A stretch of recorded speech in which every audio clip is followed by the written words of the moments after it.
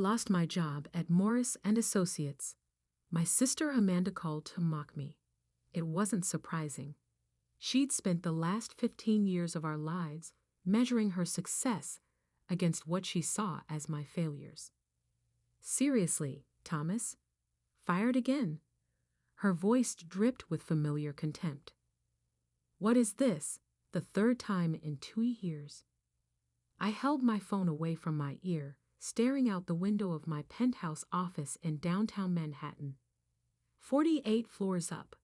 The city sprawled beneath me like a glittering chessboard. Actually, Amanda, I resigned. She laughed, the sound sharp and dismissive. Right, because people totally resign from six-figure consulting jobs in this economy. God, you're pathetic. You can't even admit when you failed. If only she knew. The job at Morris and Associates had been a convenient cover, nothing more. A way to keep my family thinking I was just another corporate drone while I built something far bigger in the shadows. Whatever helps you sleep at night, I replied mildly, watching my reflection in the tinted glass. At 34, I looked younger than my years in my tailored charcoal suit. No one would guess I controlled a multi-billion-dollar investment empire. That was exactly how I wanted it. Well, don't expect any sympathy at my engagement party next month, Amanda continued. I won't have you embarrassing me in front of Jonathan's family. They're actually successful, unlike some people. Ah, yes, Jonathan Williams, my sister's fiancé and rising star at Peterson Global Investments. The irony almost made me laugh. I wouldn't dream of embarrassing you, I said softly. Good, and dress properly for once. No more of your discount store suits. Jonathan's father is bringing the CEO of Peterson Global. Try not to look like the family failure. I glanced down at my Tom Ford suit that cost more than Amanda's monthly salary. I'll do my best. After she hung up, I sat in silence for a long moment, thinking about the path that had led me here. 15 years of carefully crafted misdirection. Letting my family believe I was struggling while I built an empire in secret. It started in college, when I developed an algorithm for predicting market trends. While Amanda was partying her way through business school, I was quietly raising capital, making connections, building something extraordinary. By 25, I had my first billion. By 30, I had acquired Peterson Global Investments through a series of shell companies and holding firms. Not even the board knew who really owned the company. They just knew their mysterious chairman by his results. I kept working regular jobs as cover, letting my family think I was barely getting by. It was easier that way. No expectations, no demands. No one trying to leverage connections or ask for favors. But now, watching the sun set over Manhattan from my private office, I wondered if it was time for the truth to come out. Amanda's engagement party would be the perfect stage. Jonathan Williams, her beloved fiancé, reported directly to me, though he'd never met the reclusive Chairman Peterson in person. My phone buzzed. Speaking of Jonathan. Sir, he said nervously when I answered. I just found out. My fiancé. She's your sister? Indeed she is, Jonathan. I allowed myself a small smile. Quite a coincidence, isn't it? I had no idea, sir. She talks about you, but she doesn't seem to know. That's because she doesn't know. None of my family does. And I prefer to keep it that way, at least until the engagement party. Of course, sir. But what should I do when I see you there? I thought about Amanda's years of mockery, her constant need to prove her superiority. Just act naturally, Jonathan. I'm sure it will be quite an interesting evening. After hanging up, I walked to the windows again. Below, the city lights were blinking to life one by one. like the pieces of an elaborate game moving into position. In the coming weeks, I watched from afar as Amanda planned her elaborate engagement party. Our parents called regularly to update me on the details, their voices tight with familiar disappointment when they asked about my job situation. "You know, your sister's fiancé is very successful," Mom said during one call. "Maybe he could help you find something stable." I get back a laugh. If they only knew that Jonathan's continued employment depended entirely on my goodwill. "I'll keep that in mind," I said neutrally. The morning of the engagement party dawned clear and crisp. I stood in my closet, considering my options before selecting a bespoke brownie souped in midnight blue. Might as well look the part when the truth came out. As I adjusted my Patek Philippe watch, worth more than Amanda's car, I thought about how this evening would change everything. Part of me would miss the simplicity of anonymity. But watching my sister's carefully constructed illusions shatter would be worth it. I arrived at the venue, an exclusive Manhattan restaurant, exactly on time. Amanda was holding court near the entrance, resplendent in a designer dress, Jonathan nervously at her side. "Oh, look who actually showed up," she announced as I approached. "And wearing something from Men's Warehouse. How appropriate." Several of her friends tittered. Jonathan looked like he wanted to sink into the floor. "Congratulations, Amanda," I said calmly. "Jonathan?" I nodded to my employee, who could barely meet my eyes. "Still unemployed." She pressed, clearly eager to show off my failures to her new social circle. I heard Morris and associates finally got tired of carrying dead weight.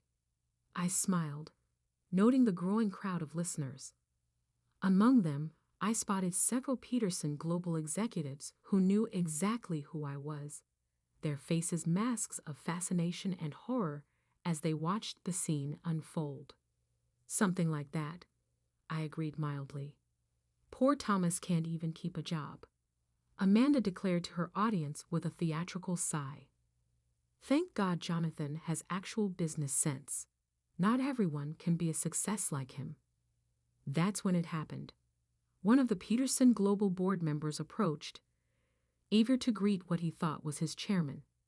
Jonathan saw him coming and panic flashed across his face. "Chairman Peterson," he blurted out. "I had no idea you were." The champagne glass slipped from Amanda's hand, shattering on the marble floor. The room fell silent. I smiled. The game was about to begin. The silence that followed felt eternal. I could almost hear the gears turning in Amanda's head as she tried to process what she just heard.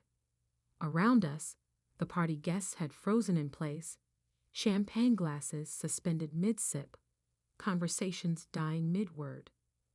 "Cheech, Chairman," Amanda stammered, her perfectly made-up face draining of color. "What is he talking about, Jonathan?" Jonathan looked like a man caught between two freight trains. His eyes darted between me and his fiancée, sweat beading on his forehead. "Amanda, I can explain." "Actually," I said quietly, "I think I should do the explaining."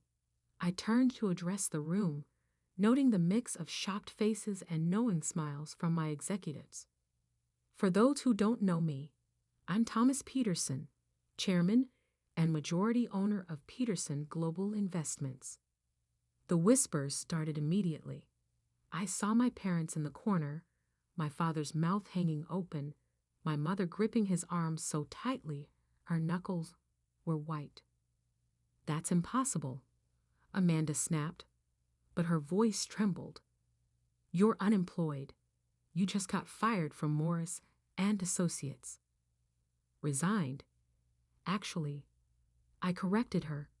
"It was one of several cover jobs I've held over the years. Keeps things interesting." I smiled at Jonathan.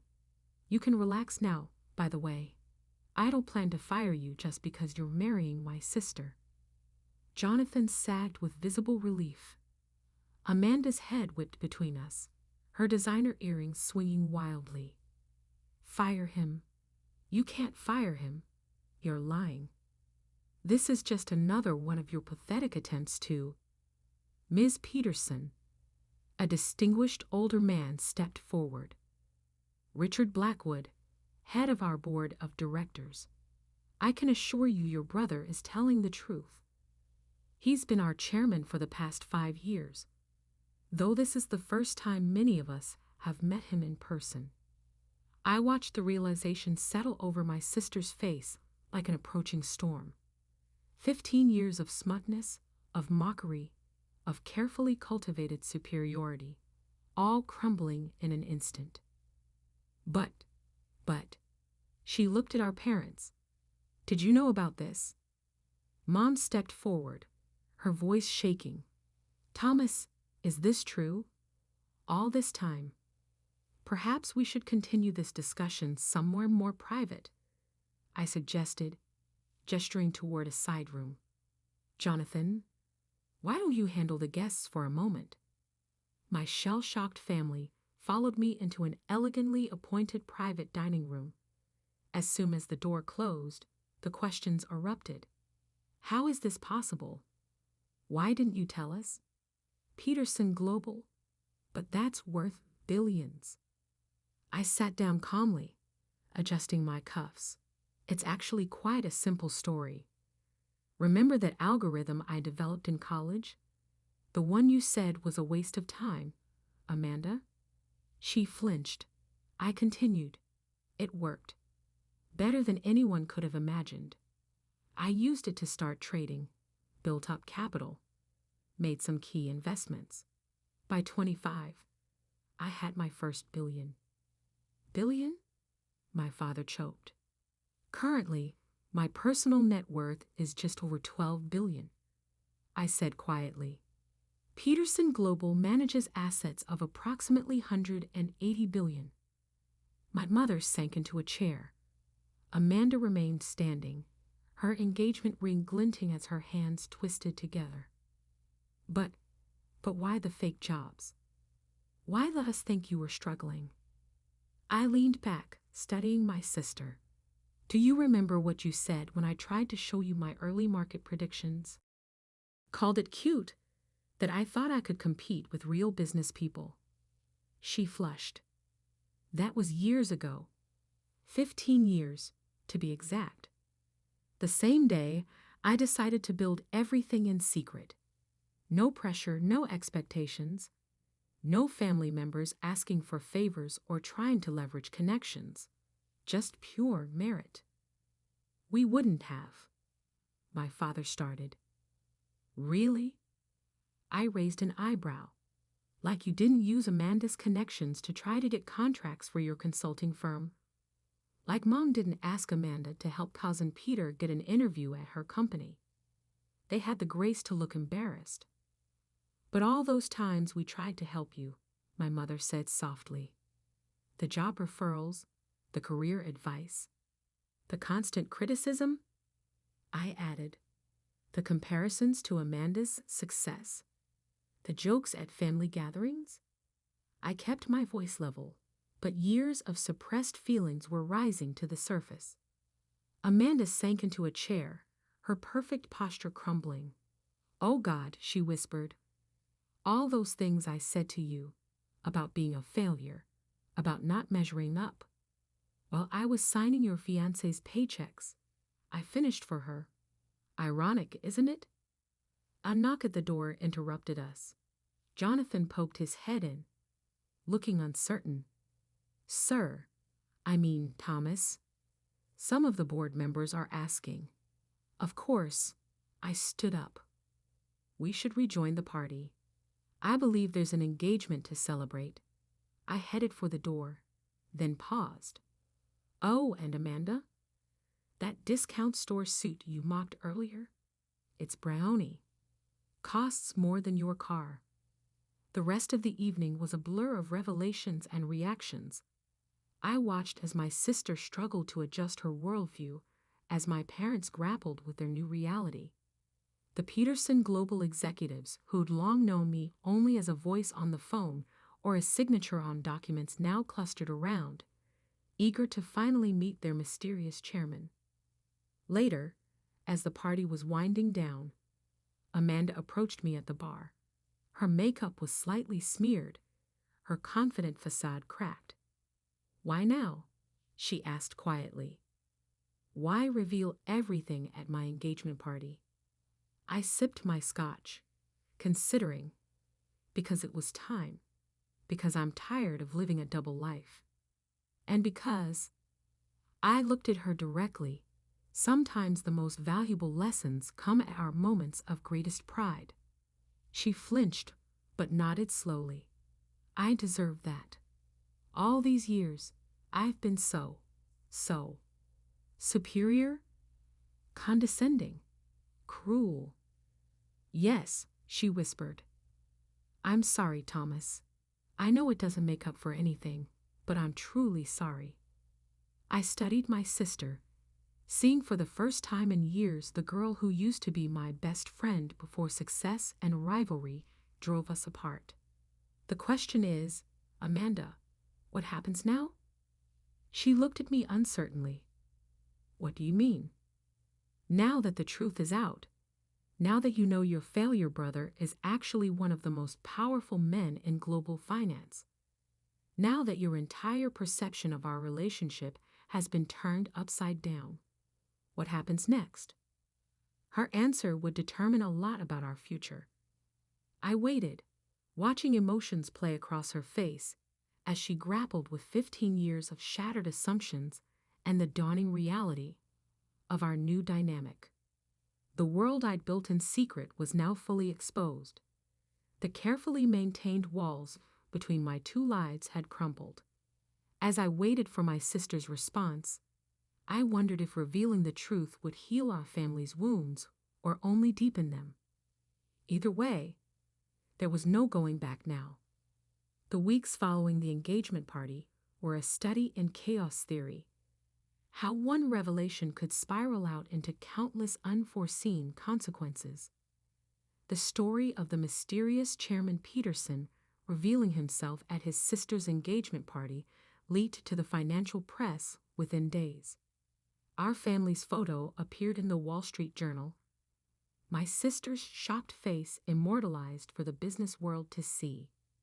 My phone buzzed constantly with messages from family members who'd suddenly remembered how close we used to be. Distant cousins pitched business ideas. Old friends from high school resurfaced with investment opportunities. Even my third-grade teacher somehow got my number, wondering if I remembered her special influence on my success. But it was the changing dynamic with my immediate family that proved most fascinating. My father, ever the pragmatist, switched from disappointment to pride so quickly it gave me whiplash. "I always knew you had potential, son," he said over lunch at his favorite diner, the same one where he'd lectured me about financial responsibility just months earlier. It was just a matter of time. I stirred my coffee, remembering his very different words from Christmas. "Really?" "Because I distinctly remember you calling my career a testament to wasted education last December." He had the grace to look embarrassed. "I was wrong, obviously very wrong. But you have to understand, seeing you bounce from job to job, never seeming to settle. Those jobs were covers to Dad, carefully chosen positions that wouldn't draw attention while I built something bigger. Every failure was calculated." "But why?" he asked, genuinely puzzled. "Why hide your success from us, from your family?" I looked at him steadily, because I wanted to succeed or fail on my own merits. No family connections, no expectations, no pressure, just me, my ideas, and the market. "And no trust in your family to handle the truth," he added quietly. "Can you blame me?" I gestured around the diner. "Look how everyone's acting now that they know. Even you, Dad. Would you be sitting here, proud of my choices, if I was still just a mid-level consultant getting fired every few years. He didn't answer. He didn't have to. My mother took a different approach. She showed up at my office, my real office, unannounced one afternoon, somehow talking her way past 3 layers of security. "This is where you've been all along?" she asked, taking in the panoramic view of Manhattan. "While we thought you were struggling." "Mom." "No, let me finish." She turned from the windows, her eyes bright with unshed tears. "Do you know how many nights I lay awake worrying about you? Wondering if you'd ever find your path, if you'd ever be okay." "I was more than okay," I said softly. "Yes, you were building an empire, in secret, while letting your mother think you were barely getting by." Her voice cracked. "Was it worth it? Was proving your point worth all the pain you caused?" That hit home. I'd spent so many years focused on maintaining my cover, on building something independently, that I'd never fully considered the emotional cost to others, especially to her. "I'm sorry," I said finally. "Not for building this my way, but for hurting you. That was never my intention." She studied me for a long moment, then nodded slowly. "I suppose I understand. After how we compared you to Amanda all those years, how we pushed and criticized, you wanted to prove yourself without our interference. Something like that. Well," she straightened her shoulders, "I hope you've proved whatever you needed to prove, because I expect to see my son at family dinners from now on. Your real self, not some carefully constructed facade." I smiled. "Yes, Mom." But it was Amanda who surprised me most. A week after the party, she asked to meet at a small coffee shop, not the kind of upscale venue she usually preferred. "I'd been doing a lot of thinking," she said, staring into her untouched latte, "about how I treated you, about why I felt the need to constantly remind me of your success and my apparent failure." She winced. "Yes, that." She took a deep breath. "I think I was scared. That wasn't what I expected." "Scared? Of what?" "Of not being enough. Of not living up to expectations. Mom and Dad always pushed us to be successful, and somewhere along the way, I decided that meant I had to be better than you. Had to prove myself by comparison." She laughed bitterly.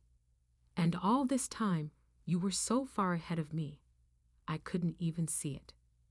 "Success isn't a competition, Amanda," says the secret billionaire, she shot back, but there was no malice in it. "God, do you know how stupid I feel? All those times I mocked your career, your clothes, your life. You could have bought and sold my company 100 times over. That was never the point." "Then what was the point, Thomas? Help me understand." I considered carefully. "Freedom," I said finally. "The freedom to succeed or fail on my own terms. To build something without family pressure or expectations. To know that every step forward was because of my own efforts, not our name or connections." "And what about now? Now that everyone knows?" "Now," I smiled slightly, "now I do whatever I want, starting with fixing some things I'd been neglecting." The next month proved transformative. I established a family foundation, not to hand out money, but to help fund entrepreneurial ventures within the family, properly vetted ones with solid business plans. Mom joined the board, proving surprisingly astute at evaluating proposals. Dad's consulting firm suddenly found itself with several major contracts, though I made sure he never knew they came through my connections. He didn't need to know. The quality of his work spoke for itself, once given the opportunity. As for Amanda and Jonathan, their wedding plans shifted from merely expensive to genuinely meaningful. Amanda insisted on scaling back the extravagance, focusing instead on creating something more personal. "I've had enough of showing off," she told me. "Time to focus on what really matters." Jonathan proved himself worthy of both his position and my sister, throwing himself into new projects with renewed confidence now that he no longer had to navigate the complex waters of our family secret. The press eventually moved on to newer stories. The flood of long-lost relatives slowed to a trickle. Life found a new normal, though not the one I'd maintained for so many years. 6 months after the engagement party, we had our first real family dinner in years. No pretense, no hidden agendas, no carefully maintained facades. Just family, finally seeing each other clearly. "You know," Amanda said as we lingered over dessert, "I never did thank you properly." "For what?" "For teaching me the most expensive lesson of my life." She smiled. "Never judge someone's worth by the suit they're wearing, even if it looks like it's from Men's Warehouse." I laughed, especially then. Later that night, standing in my office overlooking the city, I thought about the path that had led here. The years of secrecy, the careful misdirection, the calculated failures, all to build something truly my own. Had it been worth it? The lying, the hidden successes, the pain it caused my family? Looking at where we were now, Mom and Dad proud without being overbearing, Amanda humbled but happier, our family bond stronger for having been tested, I thought maybe it had. Sometimes the hardest lessons come wrapped in the most expensive packages. Sometimes success isn't about proving your worth to others, but about proving it to yourself. And sometimes, just sometimes, the best revenge isn't revenge at all. It's growth. I picked up my phone and